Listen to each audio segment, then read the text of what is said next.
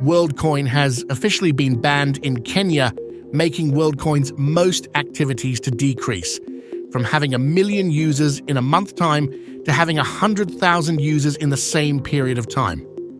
And this have actually raised an alarm to the CEO of Worldcoin, Sam Altman, and his co-founder, Alex Blania.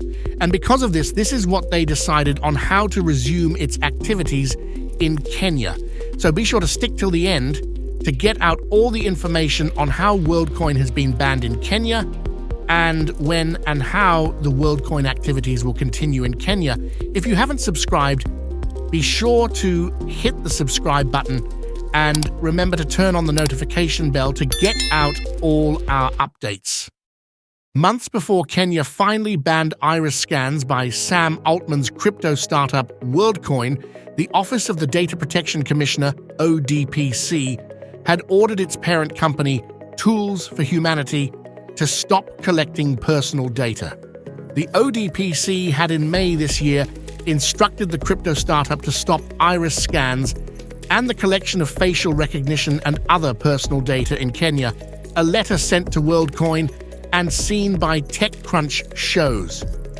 Tools for Humanity, the company building Worldcoin, did not stop taking biometric data until early this month when Kenya's Ministry of Interior and Administration, a more powerful entity, suspended it following its official launch.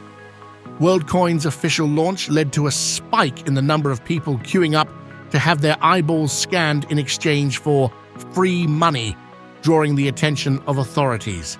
The letter shows that ODPC had instructed Worldcoin to cease collecting data for intruding on individuals' privacy by gathering biometric data without a well-established and compelling justification. Further, it said Worldcoin had failed to obtain valid consent from people before scanning their irises, saying its agents failed to inform its subjects about the data, security, and privacy measures it took, and how the data collected would be used or processed. Details of ODPC's attempt to stop the collection of biometric data have emerged in a new petition filed before the High Court by the Data Protection Authority. The ODPC is aware that despite the suspension and directive to cease processing of personal data, the respondents continued to process the said personal data. It took the public directive by the Cabinet Ministry of Interior and Coordination to halt the operations of Tools for Humanity and Sense Marketing. The ODPC sought the court's help to have Worldcoin compelled to preserve the data it collected from Kenyans as it finalizes the multi-agency investigations around security, privacy, and the legality of using financial incentive to obtain biometric data. Since the filing of the petition, the High Court has barred Worldcoin from collecting data from Kenyans and directed it, its agents, its representatives, and its employees to preserve all information collected locally from April 19th to August 8th. This has emerged after Worldcoin activities were suspended in Kenya on August 2nd by Kithure Kindiki, the country's Cabinet Secretary for Interior and National Administration. Kindiki said the ban will remain in place until the authorities determine the absence of any risks to the general public whatsoever. This made the government of Kenya to start investigating the why behind Worldcoin. The matter was previously introduced to the Senate of Kenya for more investigations. During the investigations, witnesses who had scanned their eyes from the orb claimed that they started having an eye health issue one day after their verification to Worldcoin. Since this is the Senate, many don't have the idea if the witnesses said their complaint from themselves or they were paid to say that.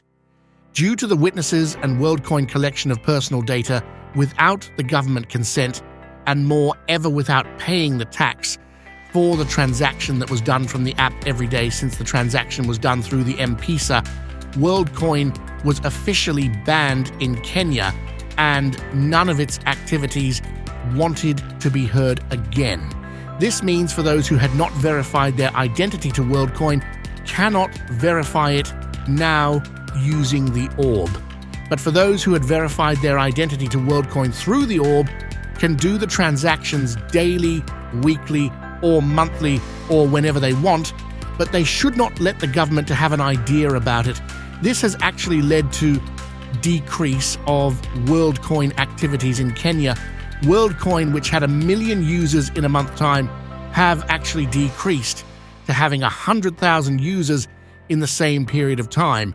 Kenyans were the ones fueling the Worldcoin project since they were promised free money by the project, which led to everyone to effortlessly queue up in long lines so as to get the free money to curb the economical hardness they are actually facing.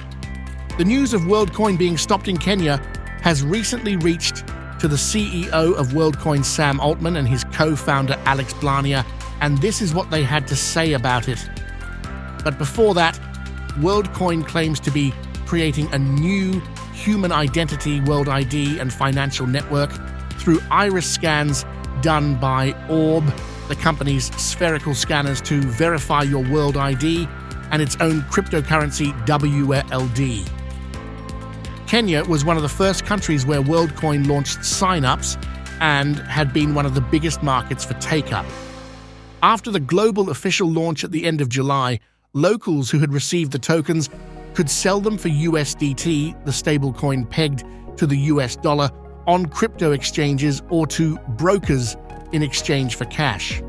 In Kenya, that promise of free money quickly spread across the country, leading to an influx of people at the recruitment orb stations, which drew the attention of top government officials, leading to the suspension of Worldcoin iris scans. The crypto startups said it hopes to resume activities in Kenya soon, alongside the many issues that skeptical peers in the technology industry have been raising about the Worldcoin project and its bigger business ambitions. There are growing concerns about how those efforts to build a biometric database using the promise of free cryptocurrency have exploited economically disadvantaged people. Also, some of these issues have been there in plain sight. An MIT Technology Review investigation published last year found that it used deceptive marketing practices, was collecting more personal data than it acknowledged, and failed to obtain meaningful, informed consent. Samuel Altman and his co-founder had to comment down about Worldcoin's activities being officially banned in Kenya. In an open letter, Alex Blania said that they will be checking things out in Kenya for it to resume its normal operation, but still now, no actions have been put in place to measure the intensity of their words.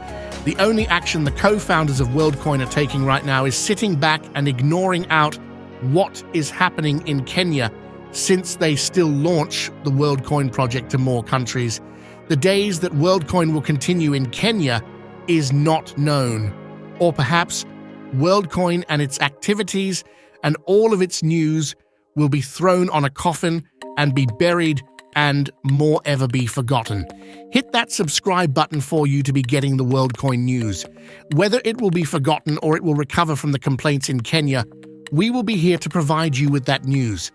Thank you for your time and dedication to this channel. Stay buttery until next time. Goodbye.